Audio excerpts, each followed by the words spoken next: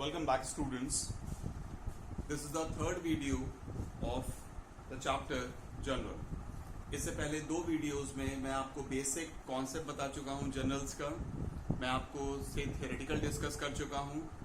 उसके बाद मैंने आपको मेथड्स बताए हैं, ट्रेडिशनल एंड मॉडर्न अप्रोच, कैसे आप किन किन मेथड से आप अपनी जर्नल एंट्रीज को फ्रेम कर सकते हैं। ठीक है, आइए फर्स्ट क्वेश्चन को हम डिस्कस करने जा रहे हैं।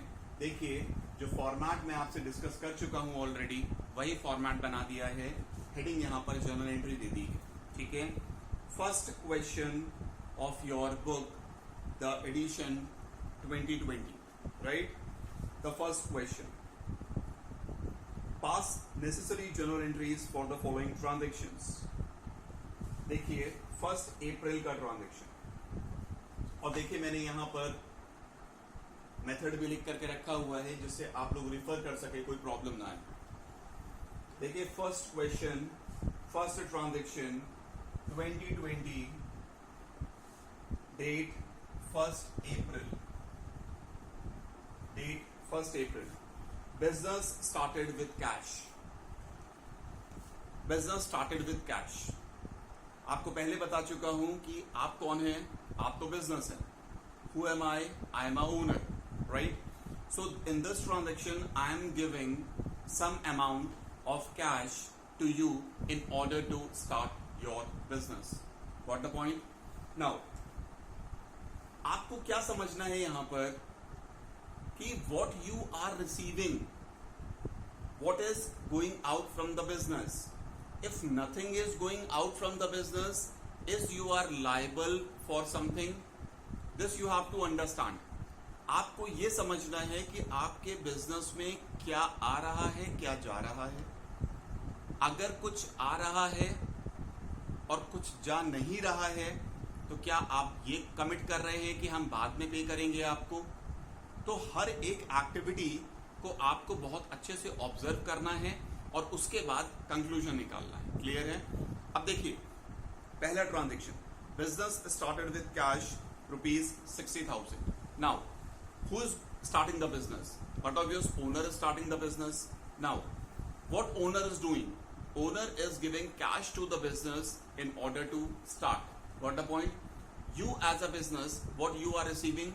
You are receiving cash. Now, what is cash? Cash is your asset, and your asset level is increasing. So, increase in asset, what do you have to do? Debit. So, here I am debiting cash account DR dot. Got the point? And the amount which I have to write in the debit column is 60,000. This is a debit column and this is a credit column. Already we discussed. Got the point? Now, you are receiving cash. Now, my question is, what you are giving to your owner? Your reply is, we are not giving anything to the owner. Now my question is this cash is yours? So what will be your answer? No, this cash is not yours. Got the point? This cash is with you, but you are not the actual owner of this cash, right? Now, the situation, what you have to understand is, owner gives a cash to you to start a business. You are responsible to repay this amount to your owner at the time of closure of the business. Got the point? आप मेरा point समझ रहे हैं? जो पैसा आपके पास है वो पैसा आपका नहीं है, वो पैसा आपको दिया गया है कि आप बिजनेस करिए। और जब बिजनेस बंद होगा, जब कभी 5 साल 10 साल 20 साल 50 साल 100 साल, जब भी ओनर अपना बिजनेस बंद करेगा तो बिजनेस ओनर को वही पैसा रिटर्न करेगा। Got the point? That means you are liable to repay to your owner. Got the point? अब जो भी लाइबिलिटी बिजनेस की ओनर से रिलेटेड होती है वो इंटरनल लाइबिलिटी कहलाती है, जिसे हम शॉर्ट में बोलते हैं कैपिटल। और आपकी इंटरनल लाइबिलिटी क्या हो रही है? इंक्रीज हो रही है आपकी इंटरनल लाइबिलिटी। इसीलिए आप क्या करोगे? इसको credit, got the point, to cash. Clear? Sorry, to capital. क्या करेंगे? To capital. Got the point? Now I am writing the amount in the credit side 60,000. Clear? अब याद रखना, जब भी आपकी इंटरनल लायबिलिटी की बात होगी तो हमेशा नेम इंडिकेट करना किसका? कैपिटल का. क्लियर है? जो भी ट्रांजेक्शन्स एक बार मैं आपको समझाता हूं, वही ट्रांजेक्शन अगर दोबारा क्वेश्चन में आते हैं सेम ट्रांजेक्शन, तो मैं उतना एक्सप्लेनेशन आपको नहीं दूंगा. क्लियर है? जैसे आपने एक बार इस चीज को समझ लिया, तो आप जब दोबारा वही ट्रांजेक्शन सामने आएगा तो आपको पहले से ही समझ चुके हो तो इजीली बन जाएगा. ठीक है, चलो नरेशन लिख देते हैं. आपको बता चुके हैं हर सेंटेंस के आगे नरेशन में बीइंग लगा दीजिएगा. Being started business with cash. Got the point? ठीक है. नरेशन बिल्कुल सिंपल से होते हैं. नरेशन पे ज्यादा फोकस हम इसलिए नहीं करते क्योंकि जो ट्रांजैक्शन में लिखा हुआ है, जो आपके क्वेश्चन में दिया जाएगा, वही आप नरेशन में लिख दोगे. ठीक है, तो अब हम आगे की जर्नल एंट्रीज में नरेशन को स्किप करते हैं, जिससे हम ज्यादा से ज्यादा ट्रांजैक्शंस को कवर कर पाए. ठीक है, चलो आगे बढ़ो. Next transaction, goods purchased for cash. Next transaction है हमारा 2 April. Goods purchased for cash. अब सुनना ध्यान से. अकाउंटिंग इक्वेशन में जब भी हम गुड्स को परचेज करते थे, हम कहते थे कि गुड्स आ रहे हैं, या सेल करते थे तो गुड्स जा रहे हैं. ठीक है, अब देखना, अगर मैं यहां पे लिखता हूं गुड्स, तो बड़ा कंफ्यूजन हो जाएगा. किस चीज का कंफ्यूजन हो जाएगा? कंफ्यूजन इस चीज का हो जाएगा कि ये परचेज कर रहे हैं कि ये सेल कर रहे हैं, हमें नहीं मालूम. Got the point? तो कंफ्यूजन जर्नल एंट्री में नहीं होना चाहिए. कोई भी आउटसाइडर या इनसाइडर अगर आपकी जर्नल एंट्री देखता है तो. ठीक है, तो इस कंफ्यूजन को रिमूव करेंगे. अब हम ये वर्ड गुड्स मेंशन नहीं करेंगे कभी भी अपनी जर्नल एंट्री में. ठीक है, अगर परचेज कर रहे हो तो परचेज मेंशन करो, अगर सेल कर रहे हो तो सेल्स मेंशन करना. ठीक है, क्लियर है? चलो आगे बढ़ो. Purchase goods for cash. ठीक है, अब ये बताओ, आप गुड्स को परचेज कर रहे हैं. परचेज इज अ, पहले भी डिस्कस कर चुके, purchase is a expense and the level of your expense is increasing, so you have to debit the purchase account with the amount 15,000. Got the point? Purchase क्या है? अब याद रखिएगा हमेशा, परचेज क्या है? एक्सपेंस. समझिएगा, अगर ये सपोज मार्कर है, ये 20 रुपीज का मार्कर मैंने परचेज किया, तो दैट इज एक्सपेंस. जब मैं इसको 25 का सेल करूंगा तो that is a revenue, that is a income. Revenue income है 25, एक्सपेंस है 20, that means 5 rupee is my profit if other expenses are not there. Got the point? Clear? So purchase account debit 15,000. Now tell me, what is going out from the business? You are purchasing goods, right? Anything is going out? Yes, cash is going out. Cash is what? Cash is my asset. Decrease in asset, what do you have to do? Credit to cash. Got the point? So I'm writing in the credit side. Clear this point? Hope this point is clear. This transaction is clear to everyone. After that, good purchase from Pankaj on credit on 3rd of April. आप इस चीज को भी देख रहे होंगे, question करते जा रहे हैं, तो डेट वाइज आप ट्रांजेक्शन्स को रिकॉर्ड करते जा रहे हैं.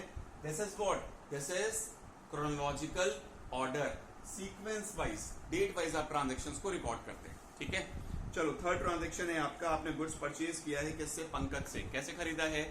क्रेडिट पे खरीदा है. क्रेडिट का मतलब है उधार पे खरीदा है, ये वाला क्रेडिट नहीं है. ठीक है, वो तो टर्म्स है कि debit and credit. Debit word बना डेबिटो से, क्रेडिट वर्ड बना क्रेडिटो से. ठीक है ना? तो debit and credit, these are basically generated from the Italian words. Got the point ना? वो अलग है, वो credit. This English term credit means उधार. समझ रहे हो ना? उधार खरीद लिया है. Got the point? Now purchase goods from Pankaj. Now again purchase is a expense, तो परचेज को तो डेबिट कर दोगे. आप बोलोगे ठीक है, ये तो समझ में आ गया. Purchase account debit. कितना अमाउंट है? 10,000. 10,000 डेबिट में लिख दिया, कोई प्रॉब्लम नहीं यहां तक. आगे बढ़ो जरा. 2 डेबिट तो मिल गया. अब क्रेडिट को क्या करेंगे? आप सुनना, मान लो आपका बिजनेस है और मैं गुड्स खरीदने आता हूँ, ठीक है, अभी मैं ओनर नहीं हूँ, ठीक, नॉर्मल कस्टमर हूँ, आपके पास आता हूँ, आपसे गुड्स खरीदता हूँ और आपको पैसा देता हूँ, चला जाता हूँ। क्या आप मुझे याद रखेंगे? नहीं। क्यों याद रखेंगे? पैसा तो मिल चुका है, अब क्या करना है? आई बात समझ में? अगर मैं आपके पास आता हूँ, गुड्स खरीदता हूँ आपसे और आपको पैसे नहीं देता हूँ, तो आप मुझे याद रखेंगे। तब तक याद रखेंगे जब तक मैं आपको पैसे नहीं दे देता। आगे बात समझ में? तो जहां पर भी क्रेडिट के ट्रांजैक्शंस होंगे वहां पर आपको नेम को मेंशन करना है, ठीक है। अब आपने गुड्स को परचेज किया, आज आप गुड्स परचेज कर रहे हैं, क्या सामने वाली पार्टी को पेमेंट कर दिया आपने? नहीं किया, तो सामने वाली पार्टी को आपको याद रखना है ना कि आपको पेमेंट करना है, ठीक है। चलो अब देखो, याद रखना, आपने गुड्स को परचेज किया तो आपको नाम लिखना है अगर क्रेडिट पे खरीदा, ठीक है। नाम यहां पर क्या है इसका? पंकज। तो मैंने यहां लिख दिया टू पंकज। अब कोई भी अगर इस जर्नल एंट्री को देखता है, सुनना जरा, समझना ध्यान से, अगर कोई भी इस जर्नल एंट्री को देखता है तो वो इजीली समझ जाएगा कि अरे भैया गुड्स हमने परचेज किया पंकज जी से। क्लियर है? पंकज जी से गुड्स परचेज किया है, नाम लिखा हुआ है, इसका मतलब है पैसा अभी आपको देना है। दोनों ट्रांजैक्शन में डिफरेंस देखो आप, यहां पर आपने किसी का नाम मेंशन नहीं किया। क्यों नहीं किया? क्योंकि कैश में खरीदा है। यहां पर नाम मेंशन कर रहे हो, क्यों मेंशन कर रहे हो? क्योंकि क्रेडिट पे है, अभी आपको इनको पैसा देना है। आई ना बात समझ में? अभी आप बोलोगे सर ये क्या हुआ, आपने तो परचेज, तो चलो ठीक है पंकज ऐसे लिख दिया। अब इसका एक्सप्लेनेशन यहां पर क्या है, अब सुनिए ध्यान से। जब भी हम किसी से गुड्स परचेज करते हैं, किस पे? उधार, क्रेडिट पे, ठीक है, तो हम कहते हैं कि this is a person to whom we have to pay in future and that persons are known as creditors. That persons are known as creditors and we all know that creditors are a liability and liability is increasing. बताइए, goods खरीदा है, पैसा नहीं दिया, तो liability बढ़ रही है कि नहीं बढ़ रही है? बढ़ रही है liability. So liability is increasing, that's why we have to credit. Explanation हो गया आपका। चलो next journal entry. April 5th, goods sold to Naresh on credit. अब आप बोलोगे सर उधार बेच रहे हैं, नाम तो जर्नल एंट्री में जरूर आएगा। बिल्कुल सही, नाम तो जरूर आएगा जर्नल एंट्री में। आगे बढ़ो, क्या गुड्स को सेल कर रहे हो? यस। सेल्स क्या है? रेवेन्यू। क्या सेल्स बढ़ रही है? बिल्कुल बढ़ रही है। इंक्रीज इन रेवेन्यू क्या करोगे? Credit to sales. आप एक चीज देखना, मैं ये नहीं ढूंढता कि मुझे डेबिट पहले ही लिखना है, नहीं, मुझे क्रेडिट समझ में आता है तो मैं क्रेडिट लिख दूंगा पहले, क्या प्रॉब्लम है उसमें? ठीक है, आपकी तो जर्नल एंट्री करेक्ट होनी चाहिए, चाहे आप डेबिट पहले लिखो, चाहे आप क्रेडिट पहले लिखो, कुछ भी लिखो, उससे कोई फर्क नहीं पड़ता, जर्नल एंट्री प्रॉपर होनी चाहिए, ठीक है, वो करेक्ट होनी चाहिए। अब देखो जरा, यहाँ पे सेल्स को मैंने कर दिया क्रेडिट। अब आप बोलोगे नाम क्या है इनका, बताइए जरा। नरेश। तो नरेश, अब क्रेडिट मैंने एक आइटम तो कर ही दिया है, दूसरा आइटम डेबिट कर देता हूं। तो मैंने क्या किया, नरेश जी को डेबिट कर दिया, मेरी बन गई journal entry. Got the point? Amount भी लिख देता हूं जल्दी से, 99,000 मैंने अमाउंट भी लिख दिए। क्लियर है? अब आप फिर बोलोगे कि सर ये शॉर्टकट आप बता रहे हो इस तरह से। एक्सप्लेनेशन सुन लो। सेल्स का एक्सप्लेनेशन तो भी मैंने दे दिया, sales is a revenue, income, sales बढ़ रही है, रेवेन्यू बढ़ रहा है, तो क्या किया? क्रेडिट किया। अब इनको देख लो, नरेश को, जिनको भी आप गुड्स सेल करते हैं उधार पे, उनसे पैसा लेना होता है। From whom we have to receive in future known as debtors. Debtors हमारे लिए क्या होते हैं? एसेट, और एसेट का लेवल क्या होगा? इंक्रीज। गुड्स सेल करने से पहले डेटर नहीं थे, लेकिन जैसे गुड्स सेल किया क्रेडिट पे, डेटर्स का लेवल क्या हो गया? Increase. Increase in asset, debit. Clear? कोई पॉइंट में डाउट नहीं? Next, goods returned to Pankaj ₹12,000। Date कौन सी है ट्रांजेक्शन की? 7th है। देखो जरा, यहां पर पंकज जी से परचेज किया था गुड्स, आज पंकज जी को गुड्स रिटर्न किया। ठीक, एक शॉर्टकट बताता हूं, हर जर्नल एंट्री में शॉर्टकट चलते रहेंगे, अपनी पहली क्वेश्चन है, लेकिन शॉर्टकट कर करके हम थोड़ा अच्छे हो जाएंगे। परचेज हमेशा डेबिट होता है जनरली, एक्सेप्शंस आर एवरीवेयर। अभी इस बात को पकड़ मत लेना कि आपने बोला था परचेज डेबिट होता है तो क्रेडिट कैसे हो गया, ये नहीं। Normally, we have to debit the purchase account. Exceptions are everywhere. There are 5-6 exceptional items, and whenever that items will come, we have to credit the purchase account. ठीक है, लेकिन अभी तो नहीं बताया, तो अभी इतना ध्यान रखो कि परचेज नॉर्मली डेबिट होता है, ठीक है। अगर परचेज डेबिट होता है तो उसी का अपोजिट होता है परचेज रिटर्न। परचेज रिटर्न को कर देना क्रेडिट। अब आप बोलोगे कि सर रूल के बेस से बताओ, ऐसा नहीं बताओ। तो रूल क्या कहता है? रूल कहता है you have treated purchase as a expense and at the time of purchase the level of expenses are increasing and when you are returning that goods the level of expense will decrease, that's why you have to credit the purchase return. Got the point? देखो accounts में हम कोई भी चीज याद नहीं करते, accounts में याद नहीं की जाती, अकाउंट्स में हर एक चीज को समझा जाता है। तो आप भी अच्छे से समझो कॉन्सेप्ट वाइज, ठीक है। बाकी आपके ऊपर है, आप सब समझदार है कैसे करेंगे क्वेश्चंस। देखो जरा आगे बढ़ते हैं। अब किसको रिटर्न कर रहे हैं गुड्स? पंकज को रिटर्न कर रहे हैं, तो पंकज जी को मैं कर देता हूं डेबिट। Pankaj account debit. आ रहा है समझ में? सबको आ गया होगा समझ में अच्छे से, कोई प्रॉब्लम नहीं। कितना का गुड्स रिटर्न कर दिया पंकज जी को हमने? 12,000 रुपए। आप भी सोच रहे होगे खरीदा ही क्यों था? कितने का गुड्स रिटर्न किया है? पंकज जी से हमने गुड्स 18,000 ही खरीदे क्या? यहाँ मैंने 10,000 लिख दिया था, ठीक है ना। चलो इसको मैंने 18,000 कर दिया यहाँ पे, ठीक है। 18,000 कर दिया मैंने यहाँ पे। अभी देखो 18,000 के गुड्स खरीदे, 12,000 के रिटर्न कर दिए, है ना। तो खरीदे क्यों थे गुड्स?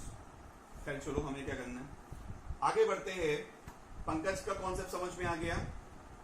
जब हमने गुड्स पंकज जी से परचेज किए थे तो क्रेडिटर लायबिलिटी का लेवल इंक्रीज हुआ था, इसलिए क्रेडिट किया था। आज जब हम गुड्स रिटर्न कर देंगे पंकज जी को तो हमारे लायबिलिटी का लेवल क्या हो जाएगा? डिक्रीज, इसलिए डेबिट, ठीक। चलो आगे बढ़ो।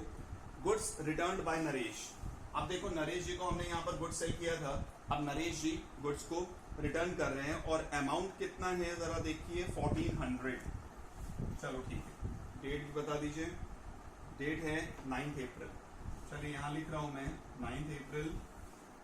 अब देखो जरा यहां पर सेल्स, सेल्स क्या बोलते हो? रेवेन्यू, ठीक है।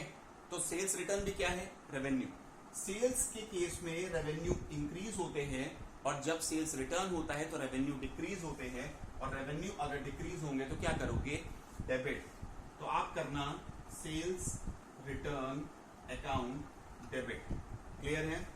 अमाउंट कितना था? 1400, ठीक है। कोई प्रॉब्लम नहीं यहां तक। आगे बढ़ते हैं। किसको रिटर्न कर रहे हैं? कौन रिटर्न कर रहे हैं? नरेश जी। तो टू नरेश। अब इस चीज को भी समझ लो, इसका भी एक्सप्लेनेशन समझ लो। नरेश कौन थे हमारे? नरेश थे हमारे डेटर, और डेटर का लेवल क्या हो रहा था? इंक्रीज। डेटर का लेवल इंक्रीज हुआ, एसेट्स का लेवल इंक्रीज हुआ, आपने क्या किया? डेबिट। और यही एसेट, आप बताओ नरेश जी पैसा देंगे 1400 क्या? नहीं देंगे। समझ में आ रहा है? डेटर का लेवल क्या हो रहा है? डिक्रीज, इसलिए आप क्या कर रहे हो? उसे क्रेडिट। क्लियर? जो भी प्रॉब्लम्स हो, जो भी डाउट्स हो, तो वो मेरे को कमेंट सेक्शन में आप सेंड कर दीजिएगा, तो मैं आपका रिप्लाई करता हूँ, ठीक है। चलिए आगे बढ़ेंगे। Cash paid to Ajay. Date कौन सी है? 10th है, और अमाउंट कितना है? 6000। चलिए बताइए, cash paid to Ajay. Ajay को कैश पे कर रहे हैं, आपके पास से क्या जा रहा है? कैश। कैश क्या है आपके लिए? एसेट। एसेट का लेवल क्या हो रहा है? डिक्रीज। तो क्या कर देना? To cash. Got the point, ठीक है। अब अजय कौन है ये बता दो पहले जरा। अजय का कोई ट्रांजेक्शन आया था क्या? देखो ध्यान से, अजय का तो कोई ट्रांजेक्शन नहीं आया। फिर हम अजय को कैश का पेमेंट क्यों कर रहे हैं? हो सकता है कि पहले कभी यहाँ 1 अप्रैल से ट्रांजेक्शन दिए गए, हो सकता है मार्च में अजय से हमने कोई गुड्स खरीदा हो, कोई प्रॉब्लम नहीं है, यहाँ तक कोई प्रॉब्लम नहीं है। ऐसा भी नहीं है कि ओनर का नाम अजय है तो वो प्रोप्राइटर है, ऐसा भी कुछ नहीं दिख रहा है। तो इसका मतलब ये हुआ कि ओनर से कोई रिलेशन नहीं है इस ट्रांजेक्शन का, और हमने यहाँ पर भी, हमको कहीं पर भी अजय का नाम ऊपर नहीं दिखा है, तो हम ये कहेंगे कि लगता है ये मार्च का ट्रांजेक्शन होगा।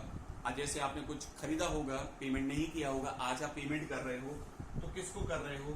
अजय को कर रहे हो, तो अजय अकाउंट डेबिट कर देना। Ajay account debit to cash. Clear है? अजय कौन होगा हमारा?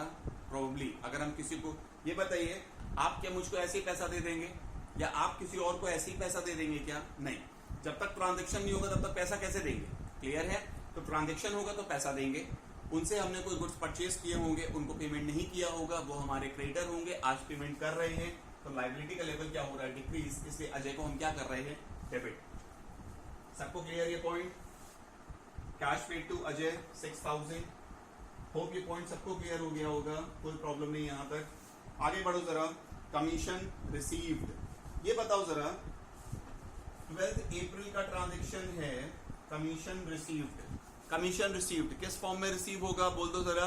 कैश के फॉर्म में ही रिसीव होगा। कैश आ रहा है, एसेट आ रहा है, एसेट इंक्रीज हो रहा है, इंक्रीज इन एसेट क्या करोगे? डेबिट। तो कैश अकाउंट डेबिट। अब बताओ ये कैश क्यों मिल रहा है, क्यों बढ़ रहा है? क्योंकि कमीशन मिला है। तो मैंने यहां लिखा टू कमीशन रिसीव्ड। क्या लिखा मैंने? To commission received. अब समझना जरा ध्यान से। ऐसे भी बोल सकते हो कि अगर आपको कमीशन रिसीव हो रहा है तो commission received is a revenue. Revenue means income, and the level of income is what? Increasing. Increasing in revenue credit. सबको समझ में आ गया? अच्छे से ध्यान से पढ़ लेना, सब कुछ समझ में आ जाएगा, कुछ भी प्रॉब्लम आपका रहेगा नहीं। ठीक है? आराम से आपके पूरे के पूरे जर्नल एंट्रीज अच्छे से लग जाएंगे।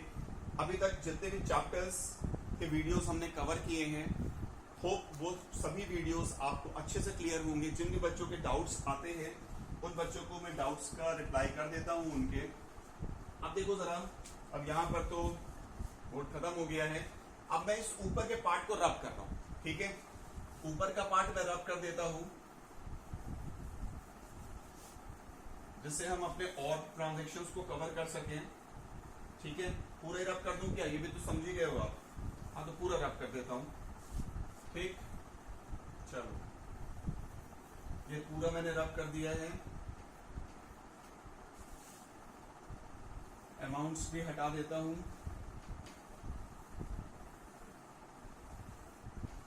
चलो हो गया रब। आगे बढ़ते हैं। Next transaction, furniture purchase. अब देखो एक चीज यहां पर, डेट कौन सी है? 15 अप्रैल। एक चीज यहां पर ध्यान से समझना,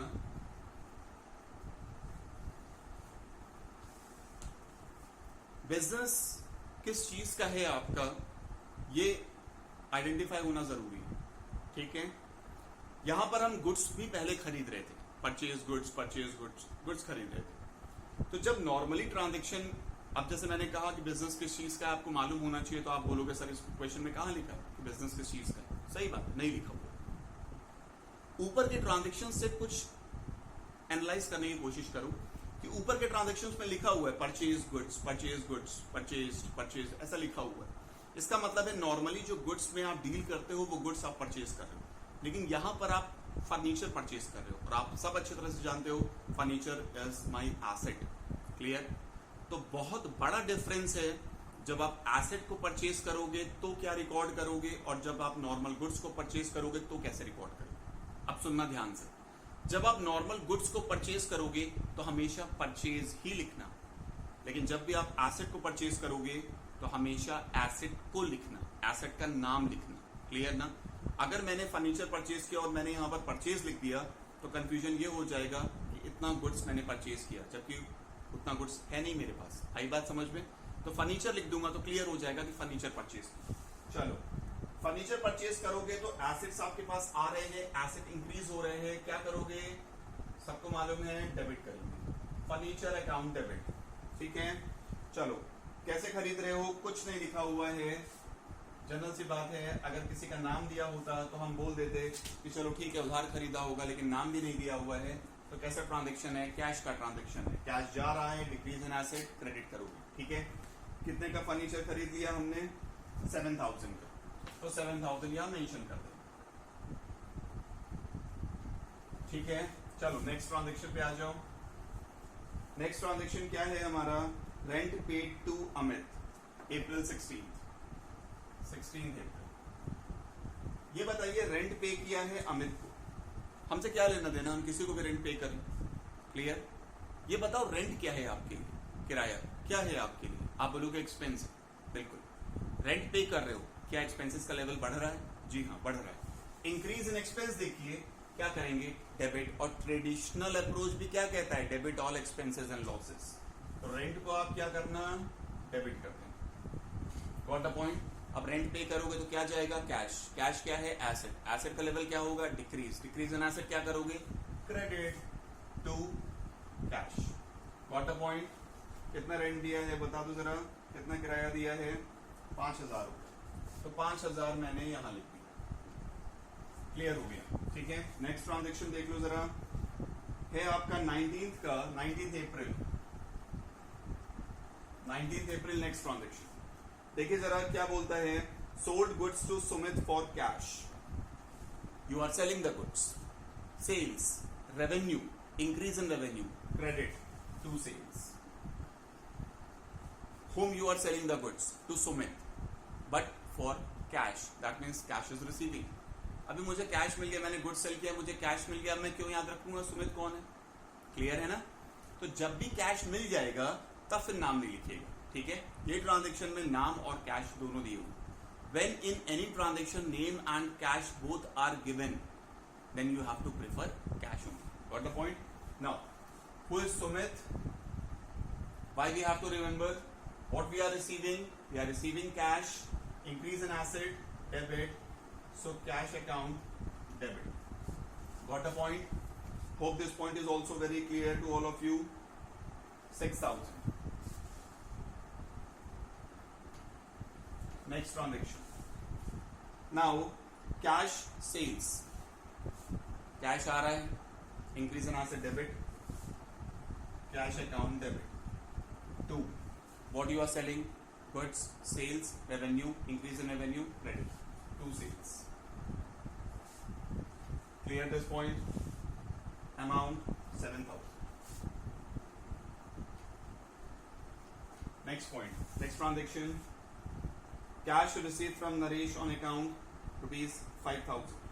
Now you are receiving cash from Naresh on account,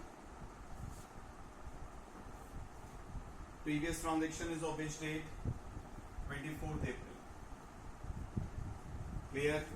Now this transaction is of 30th April। Got the point?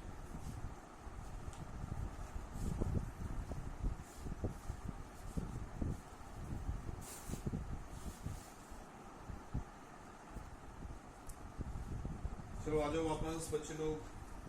Cash received from Naresh on account rupees 5,000।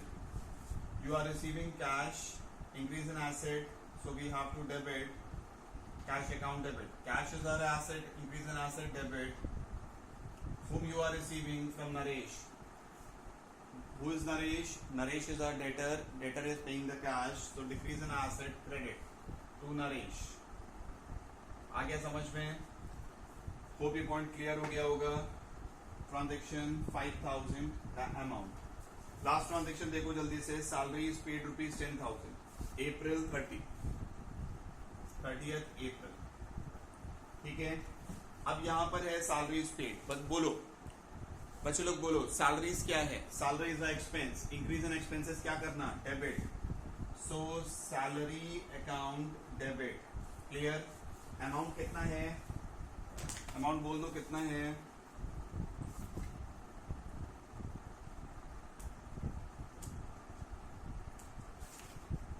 Amount है 10,000, सैलरी अकाउंट डेबिट 10,000, ठीक है। सैलरी पे किया है तो क्या जाएगा, cash, decrease in asset क्या करना, क्रेडिट टू कैश, ठीक है, 10,000। अब देखो लास्ट में क्या करना है, लास्ट में हमको कर देना है टोटल, ठीक है। टोटल दोनों साइड्स का कर दीजिएगा। अभी यहां पर मेरे पास अमाउंट्स नहीं है क्योंकि मैंने रब कर दिए थे, तो आप क्या करना, पूरे जितने भी अमाउंट्स है डेबिट के उसका टोटल करके यहाँ लिख देना और क्रेडिट का टोटल करके यहाँ लिख देना। ऑटोमेटिकली जब आप दोनों साइड बराबर अमाउंट मेंशन कर रहे हैं तो यहाँ पर टोटल भी आपका क्या आएगा, सेम, ठीक है। फर्स्ट क्वेश्चन जर्नल एंट्री का हमने कवर किया है with the modern aspect and somewhere we have taken the traditional aspect also। Clear? So इस बेस पर जितना बेस आपका बन गया है, अभी आपको समझ में आने लगा है, तो धीरे धीरे आगे आगे क्वेश्चंस करते जाना, ठीक है। जो ट्रांजेक्शंस हमने यहाँ पर कवर कर लिए हैं, उतना डिस्क्रिप्शन में हर बार आपको ट्रांजेक्शंस पे नहीं दे पाऊंगा। क्लियर है? जहां पर भी मुझे लगेगा कि ये नया ट्रांजेक्शन है, यहाँ मुझे आपको अच्छे से समझाना पड़ेगा, वो ट्रांजेक्शंस में उन ट्रांजेक्शंस पे ज्यादा टाइम दूंगा और उन ट्रांजेक्शंस को आपको अच्छे से समझाऊंगा। ठीक है, चलो, थैंक यू वेरी मच। अच्छे से पढ़ाई करिए। ठीक।